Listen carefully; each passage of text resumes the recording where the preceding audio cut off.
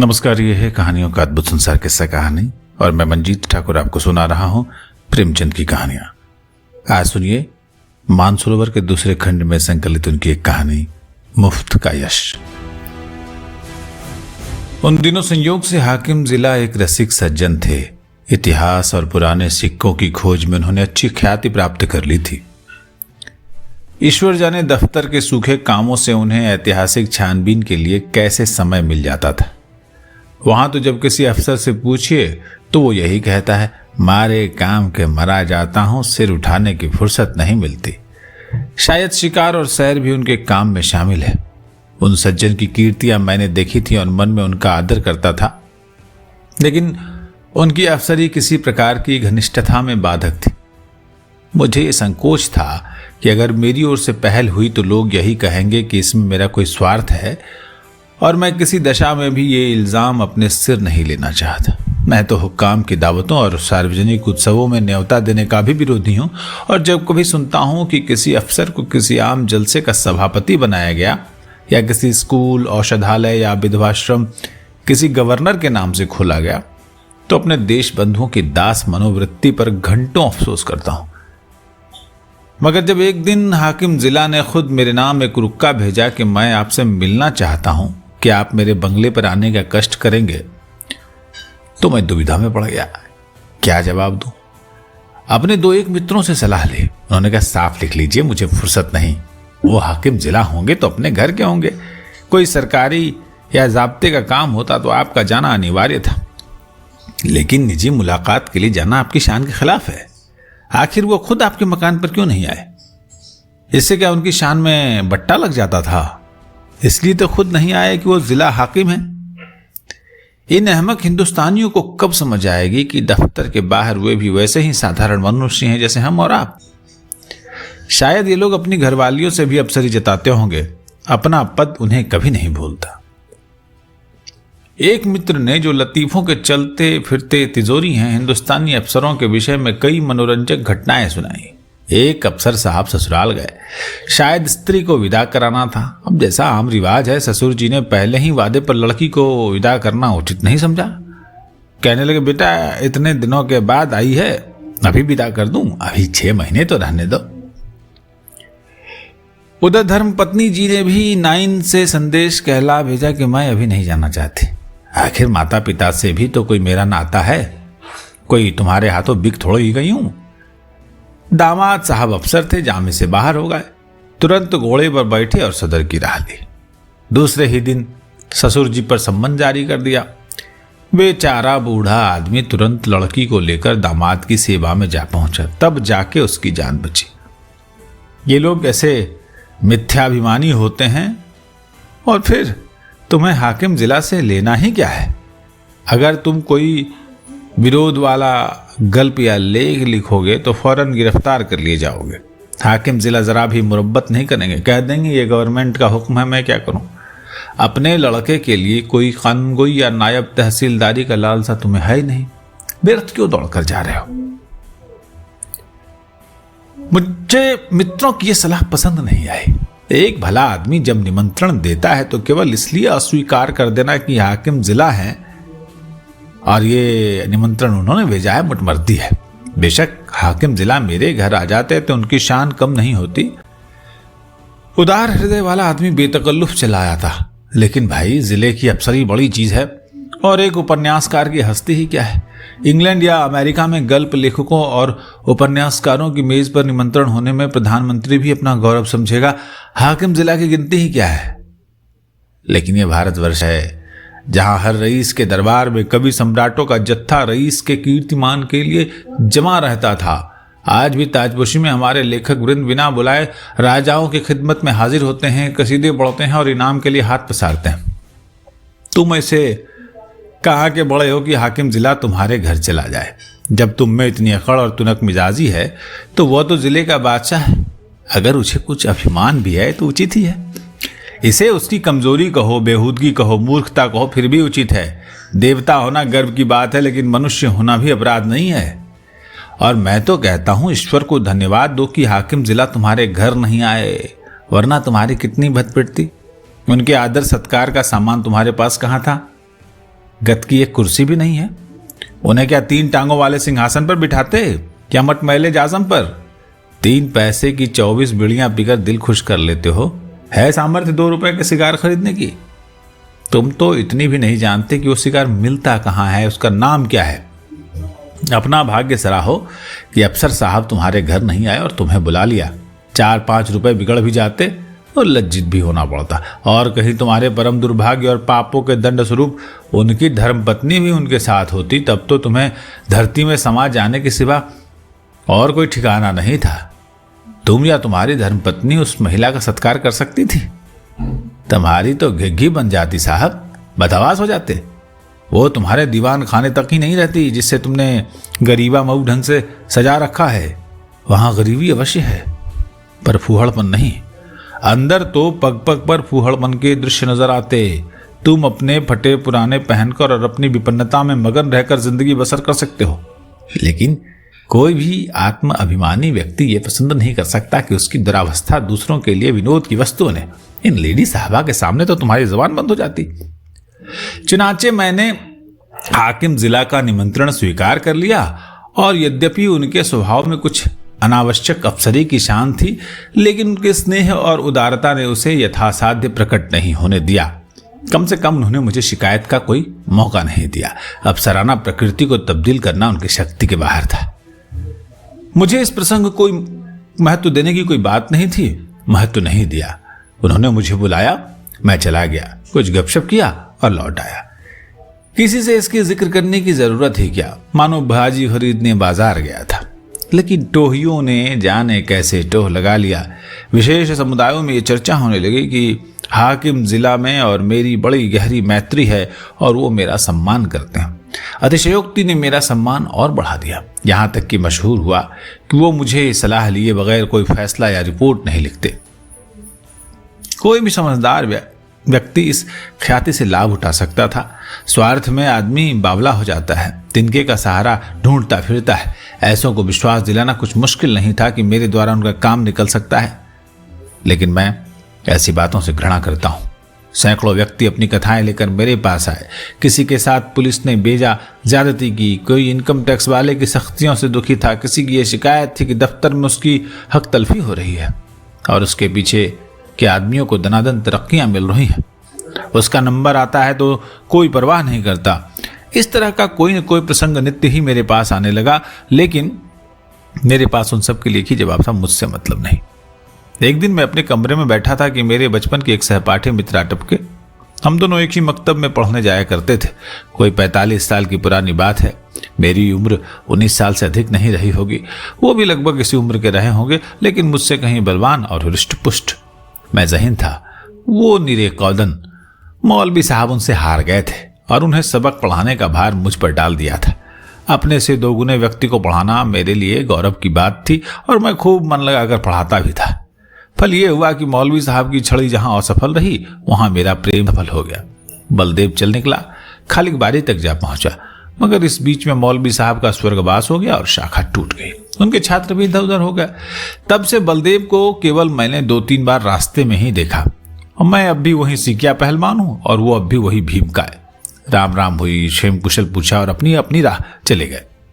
मैंने उनसे हाथ मिलाते हुए कहा, आओ भाई बलदेव, मजे में तो हो, कैसे याद किया, क्या करते हो आजकल? बलदेव ने व्यथित कंठ से कहा, जिंदगी के दिन पूरे कर रहे हैं भाई, और क्या। तुमसे मिलने की बहुत इच्छा थी, बहुत दिनों से। याद करो वो मकतब वाली बात, जब तुम मुझे पढ़ाया करते थे। तुम्हारी बदौलत 4 अक्षर पढ़ गया और अपनी जमींदारी का काम संभाल लेता हूं, नहीं तो मूर्ख ही बना रहता।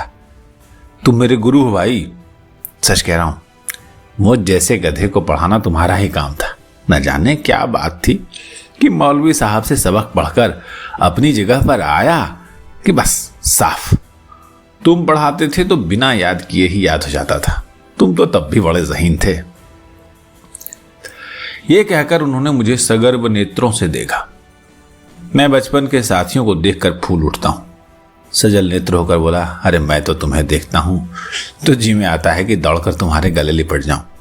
45 साल का युग मानो बिल्कुल गायब हो जाता है। वो मकतब आंखों के सामने फिरने लगता है और बचपन सारी मनोहरता के साथ ताजा हो जाता है। बलदेव ने भी द्रवित कंठ से उत्तर दिया, मैंने तो भाई तुम्हें सदैव अपना इष्ट देव समझा है। जब तुम्हें देखता हूं तो छाती गज भर की हो जाती है कि मेरा बचपन का संगी जा रहा है, जो समय या पड़ने पर कभी दगा नहीं देगा। तुम्हारी बड़ाई सुन सुनकर मन ही मन प्रसन्न हो जाता हूं। लेकिन ये बताओ, क्या तुम्हें खाना वाना नहीं मिलता? खाते पीते क्यों नहीं हो? कुछ सूखते क्यों जाते हो? अरे घी नहीं मिलता हो तो कहो 2-4 कनस्तर भिजवा दूं। अब तुम भी बूढ़े हुए भाई, खूब डटकर खाया करो। अब तो देह में जो कुछ तेज और बल है वो केवल खाने के अधीन है। मैं तो अभी शेर भर दूध और पाव भर घी उड़ाए जाता हूं। इधर थोड़ा मक्खन भी खाने लगा हूं। जिंदगी भर बाल बच्चों के लिए मर मिटे। इधर अब कोई ये भी नहीं पूछेगा कि तुम्हारी तबीयत कैसी है। अगर आज कंधा डाल दूं तो कोई एक आदमी लोटा भर पानी भी नहीं पूछेगा। इसलिए भाई मैं तो खूब खाता हूं और सबसे ज्यादा काम करता हूं। घर पर रोब बना हुआ है। तो जो तुम्हारा जेठा लड़का है उस पर पुलिस ने एक झूठा मुकदमा चला दिया है। जवानी के मद में किसी को कुछ समझता नहीं, तब से घात में लगे हुए थे।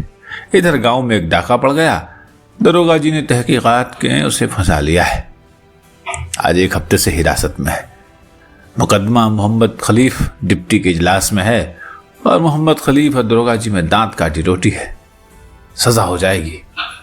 अब तुम्हें बचाओ तो उसकी जान बच सकती है और कोई उम्मीद नहीं है। अरे सजा तो जो होगी सो होगी, इज्जत भी खाक में मिल जाएगी। तुम जाकर हाकिम जिला से इतना कह दो कि मुकदमा झूठा है, आप खुद चलकर तहकीकात कर लें। बस देखो भाई, बचपन के साथ ही हो, नहीं मत कहना। जानता हूं तुम इन मामलों में नहीं पढ़ते और तुम्हारे जैसे आदमी को पढ़ना भी नहीं चाहिए। तुम जनता की लड़ाई लड़ने वाले आदमी हो भाई। तुम्हें सरकार के आदमियों में मेल जोल बढ़ाना उचित नहीं है, नहीं तो जनता की नजरों में गिर जाओगे। लेकिन ये तो घर का मामला है। इतना समझ लो कि मामला बिल्कुल झूठा नहीं होता तो मैं तुम्हारे पास कभी नहीं आता। लड़के की मां रो रो कर जान दी डाल रही है। बहू ने दाना पानी छोड़ रखा है। 7 दिन से घर में चूल्हा नहीं जला। मैं तो थोड़ा सा दूध पी लेता हूं, लेकिन सास बहू निराहार पड़ी हुई हैं। अगर बच्चा को सजा हो गई तो दोनों मर जाएंगी।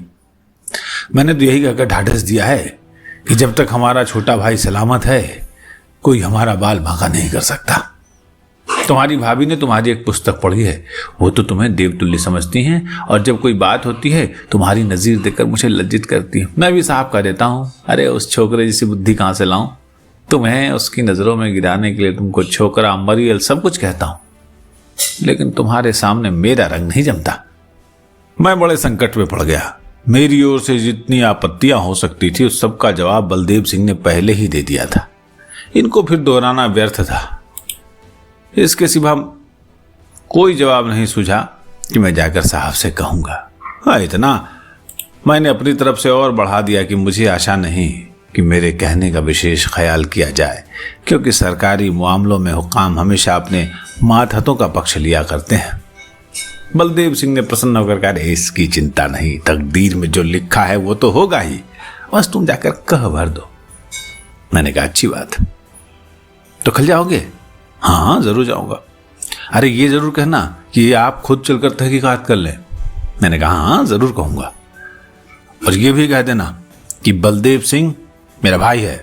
अरे झूठ बोलने के लिए मजबूर मत करो भाई। अरे तुम मेरे भाई नहीं हो, मैंने तो हमेशा तुमको अपना भाई समझा है। मैंने कहा हाँ ये भी कह दूंगा।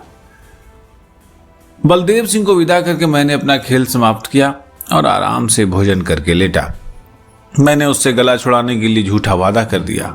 मेरा इरादा हाकिम जिला से कुछ कहने का नहीं था। मैंने पेशबंदी के तौर पर पहले ही जता दिया था कि हुकाम आमतौर पर पुलिस के मामलों में दखल नहीं देते, इसलिए सजा हो भी गई तो मुझे ये कहने की काफी गुंजाइश थी कि साहब ने मेरी बात मानी नहीं। कई दिन गुजर गए थे, मैं इस वाकये को बिल्कुल भूल गया था। सहसा एक दिन बलदेव सिंह अपने पहलवान बेटे के साथ मेरे कमरे में दाखिल हुए। बेटे ने मेरे चरणों पर सिर रख दिया और अदब से एक किनारे खड़ा हो गया। बलदेव सिंह बोले, बिल्कुल बरी हो गया भैया, साहब ने दारोगा को बुलाकर खूब डांटा कि तुम भले आदमियों को सताते और बदनाम करते हो, अगर फिर ऐसा झूठा मुकदमा लाए तो बर्खास्त कर दिए जाओगे। दारोगा जी बहुत झेपे। मैंने झुककर सलाम किया। बच्चे पर मानो घड़ों पानी पड़ गया। ये तुम्हारी सिफारिश का चमत्कार है भाईजान। अगर तुमने मदद नहीं की होती तो हम तो तबाह हो गए होते। ये समझ लो कि तुमने 4 प्राणियों की जान बचा ली। मैं तुम्हारे पास बहुत डरते डरते आया था। लोगों ने कहा कि उसके पास नाहक जाते हो, वो बड़ा बेमुरव्वत आदमी है, उसकी जात से किसी का उपकार नहीं हो सकता। आदमी वो है जो दूसरों का हित करे, वो क्या आदमी है जो किसी की बात सुने ही नहीं। लेकिन भाईजान, मैंने किसी की बात नहीं मानी। मेरे दिल में बैठा मेरा राम कह रहा था कि तुम चाहे कितने ही रूखे और बेलाग हो, लेकिन मुझ पर दया जरूर करोगे। ये कहकर बलदेव सिंह ने अपने बेटे को इशारा किया। वो बाहर गया और एक बड़ा सा गट्ठर उठा लाया जिसमें भांति भांति की देहाती सौगातें बंधी हुई थी। हालांकि मैं बराबर कह जाता था कि अरे ये सब चीजें नाहक लाए, इनकी क्या जरूरत थी, कितने गवार हो, ठहरे दाहाती। मैंने कुछ नहीं कहा, मैं तो साहब के पास गया भी नहीं, लेकिन कौन सुनता है। खोया, दही, मटर की फलियां, अमावट, ताजा गुड़ और न जाने क्या क्या उस गट्ठर में सब कुछ था। मैंने कहने को तो एक तरह से कह दिया कि मैं साहब के पास गया ही नहीं, जो कुछ हुआ खुद हुआ, मेरा कोई एहसान नहीं। लेकिन मतलब ये निकाला गया कि मैं केवल नम्रता से और सौगातों को लौटा देने के लिए कोई बहाना ढूंढने के लिए ऐसा कह रहा हूं। मुझे इतनी हिम्मत नहीं हो कि मैं इस बात का विश्वास उनको दिलाता। इसका जो अर्थ निकाला गया वही मैं चाहता था। मुफ्त का एहसान छोड़ने का जी नहीं चाहता। अंत में जब मैंने जोर देकर कहा कि किसी से इस बात का जिक्र मत करना, नहीं तो मेरे पास फरियादियों का मेला लग जाएगा, तो मानो मैंने स्वीकार कर लिया कि मैंने सिफारिश की और बड़े जोरों को की। ये कहानी मुफ्त का यश प्रेमचंद जी की लिखी हुई कहानी मानसरोवर के दूसरे खंड में संग्रहित है। अच्छा लगा हो अगर तो इस चैनल को, किस्सा कहानी को सब्सक्राइब करें। कमेंट करके बताएं ये कहानी आपको कैसी लगी। भाषा पुराने जमाने की है, आज से 150 साल 125 साल पुरानी कहानी है लगभग, तो भाषा थोड़ी आज की हिंदी जैसी नहीं है, उर्दू नुमा है, उर्दू मिक्स है। हालांकि आज भी हिंदुस्तानी लिखी और सुनी और बोली जाती है जिसमें उर्दू काफ़ी है, लेकिन इसकी जो हिंदी है वो थोड़े पुराने ढब की है। अच्छा लगा हो तो चैनल को प्यार दें, सब्सक्राइब करके बताएं। आवाज़ आप सुन रहे थे मंजीत ठाकुर की। नमस्कार।